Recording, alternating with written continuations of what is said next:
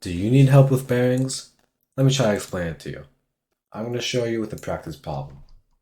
A ship leaves a port located at point A on a bearing of 30 degrees. It sails a distance of 20 kilometers to a point B where it changes direction to a bearing of 75 degrees. Then it sails 25 kilometers to reach a port located at a point C. Find the distance between A and C and find the bearing of the point C with respect to A. Let's start with making our point A right here. Boom. Now to set up the bearing, we create the 4 lines, set up the 4 quadrants. And since it's 30 degrees, it's higher than the halfway point. So I'd guess it's around right here. 30 degrees. He sails a distance of 20 kilometers, so the side length would be 20. And the end would be point B. Straightforward. Now, he changes direction to 75 degrees. So I'll set up my 4 lines again.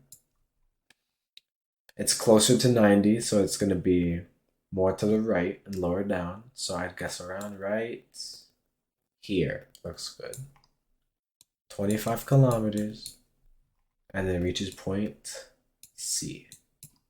Now we can connect the 2 points. Okay. To find the length of AC, we first need to find the angle of point B.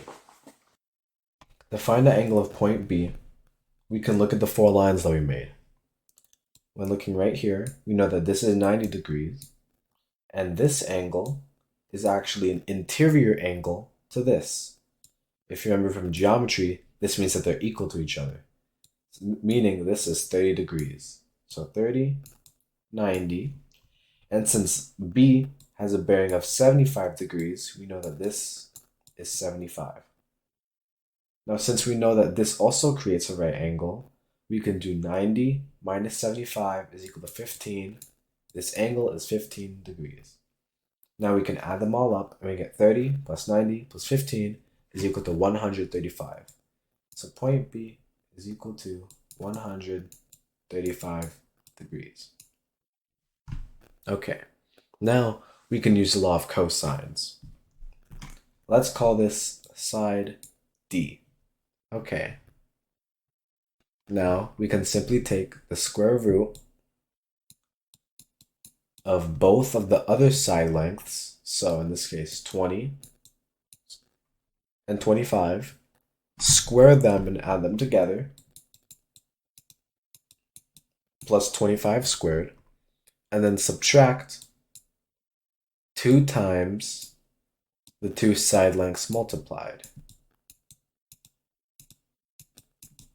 All of that times the cosine of our angle, which is 135. This gives us a side length of 41.6 kilometers. Question 1 is done now. Now to find the bearing, let's set up our 4 lines. Analyzing this, we can see that it's greater than 90, it's greater than 180, but it's not yet at 270.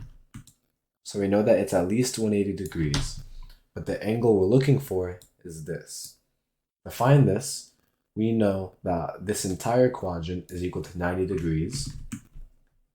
So if we find these 2 angles, we can find out this third angle.